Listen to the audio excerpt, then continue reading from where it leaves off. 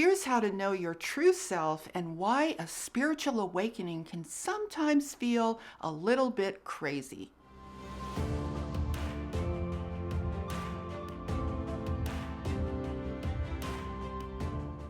Hi, I'm Saratoga Ocean, and I help people to spiritually awaken and embark on an empowered path of ascension. In this video, I'm going to explain how you can know your true self and also why a spiritual awakening can sometimes feel just a little bit crazy. Now, we human beings can get very confused about who we think we are.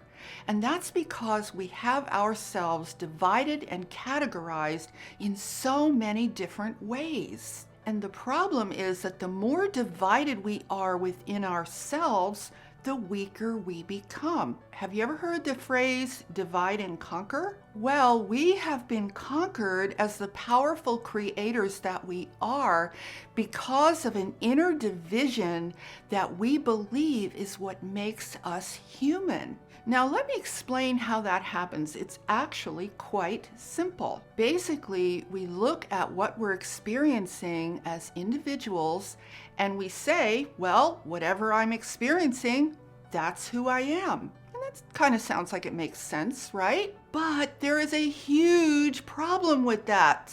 The problem lies in accepting that inner conflict and identifying ourselves with that duality. So we're essentially experiencing a light side and a dark side.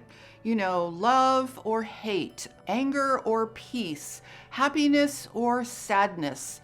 And all of those things feel like polar opposites. And the thing is, none of these conflicting experiences actually go together. So we end up living with a continuous, unresolvable conflict. And these conflicts manifest not only within us, but they also manifest outside of us. So our first biggest mistake is to just automatically assume that because all this stuff is going on, that it automatically constitutes what it means to be human. And this is exactly why we human beings are so incredibly slow to evolve.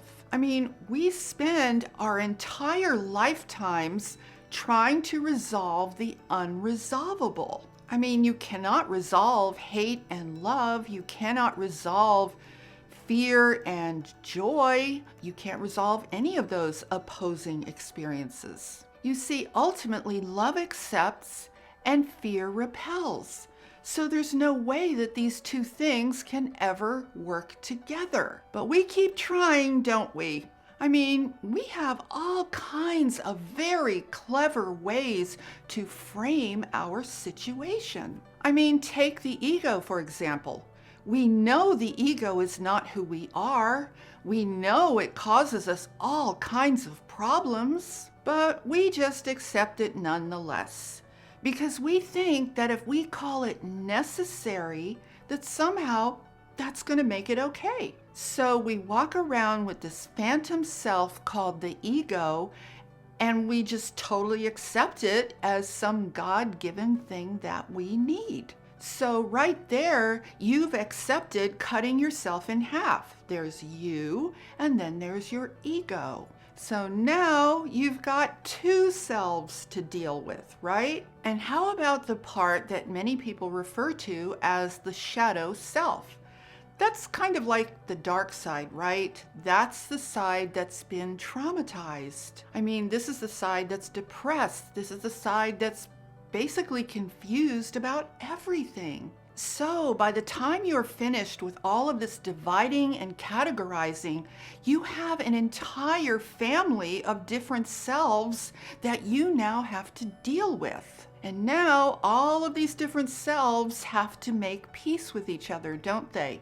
They have to integrate. I mean, it's really no wonder that under these circumstances, it's no wonder that a spiritual awakening can be so incredibly intense. Because you see, as the light of spiritual awakening enters your being, all of these different selves get illuminated. And then they all start pleading for your attention because each and every one of them really wants to survive. And this is why so many people who are going through a spiritual awakening start to feel like maybe they're going crazy. You know, it's almost like feeling like you have all these different parts of yourself that want all these different things, and it's just all so confusing. So let me give you guys a simple solution for all of this. We have to start redefining what it means to be human.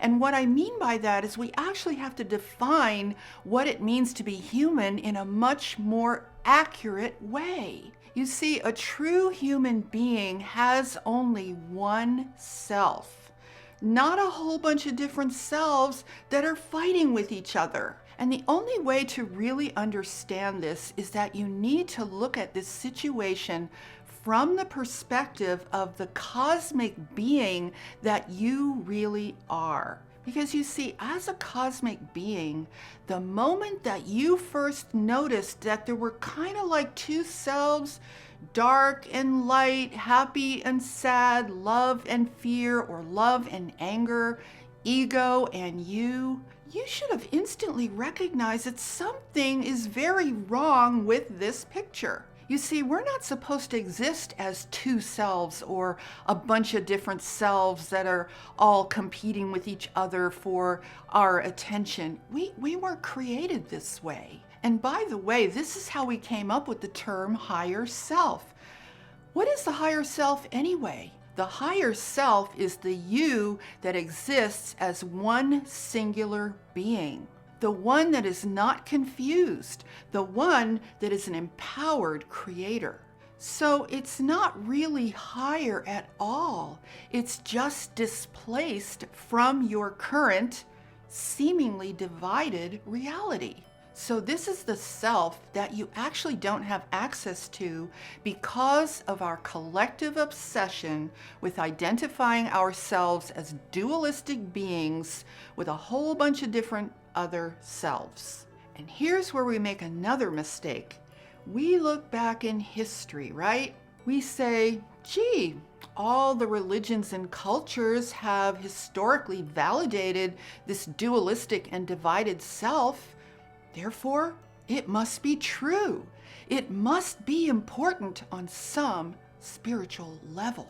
And then we tell ourselves that it's God's will that we suffer with these two opposing selves that manifest and morph in so many different ways.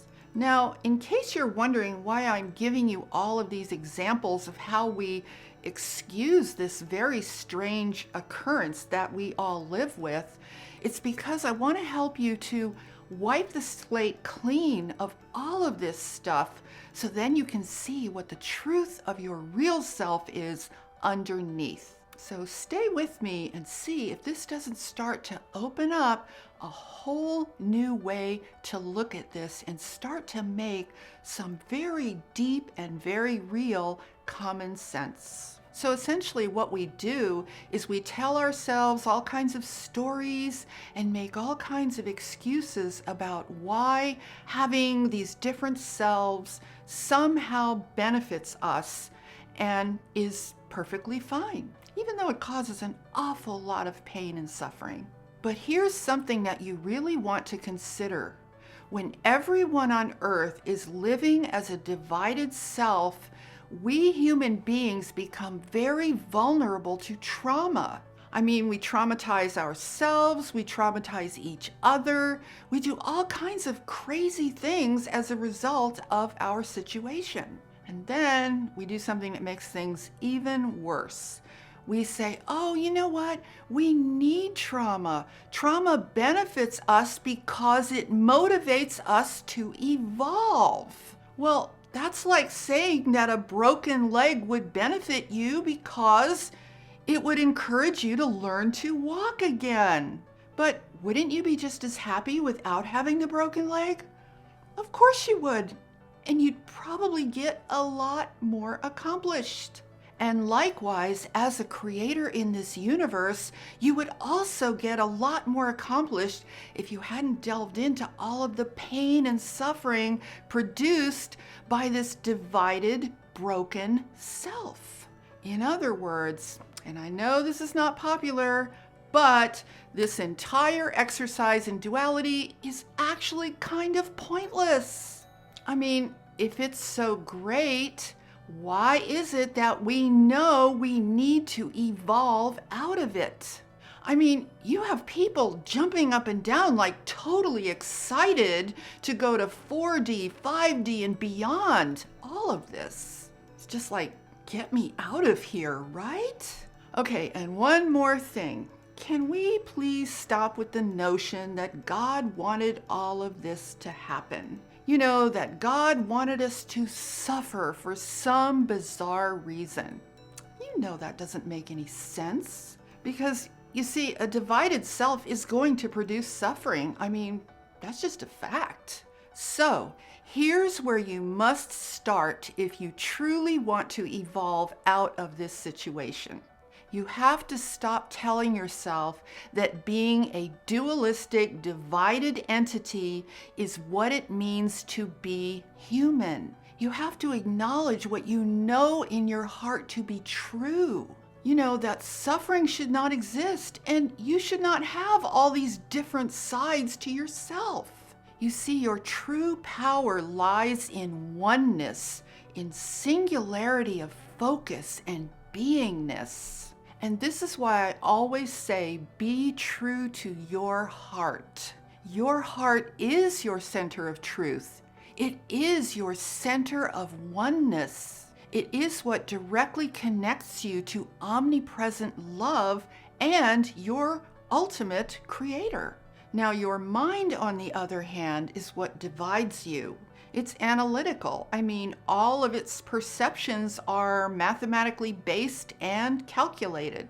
You know, it's the thing that makes all the excuses and tells you why you need to be divided and how this is good for you on some spiritual level. So let me close by saying this. If we as human beings want to reclaim our power in this universe, we have to start by being honest with ourselves. The honest truth is that we know we should only be experiencing love, presence, and the power to create. We know that love is the true definition of being human. And we know that we are meant to be whole in that love. And we have to stop assigning a spiritual meaning to being a divided self. Guys, it's really okay to admit that maybe there's actually a problem with this whole situation.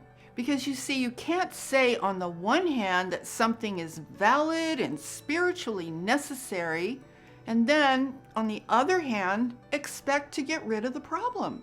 So here's the truth. We human beings, we want love, we want peace, we want never-ending abundance and prosperity. We want clarity and the power to create. And we truly want life and love for all things.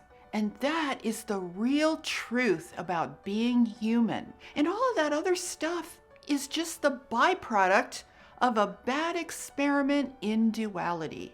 I mean, it's time that we stand up for who we really are and realize that all this other stuff needs to be eliminated, not validated. So essentially, it's time to acknowledge and embrace our wholeness once again. And that wholeness is only found in love and light. And that is the whole and only truth of who we really are. And the rest of it, the weakness, the inner division, all of that stuff, those are just symptoms of our willingness to have turned against the truth of who we really are. So leave me a comment and let me know if any of what I've said has struck a chord somewhere within you, or does any of this resonate with you? Have you had any of these thoughts yourself? And if you like this video, please give it a thumbs up and share it with your friends. So if you want to learn more about this and other topics related to spiritual awakening and ascension, then subscribe to my channel and hit the notification bell so that you are notified whenever I post a new video. And with that, I'm sending you so much love, light, and loads of positive energy. Have a beautiful day. Namaste.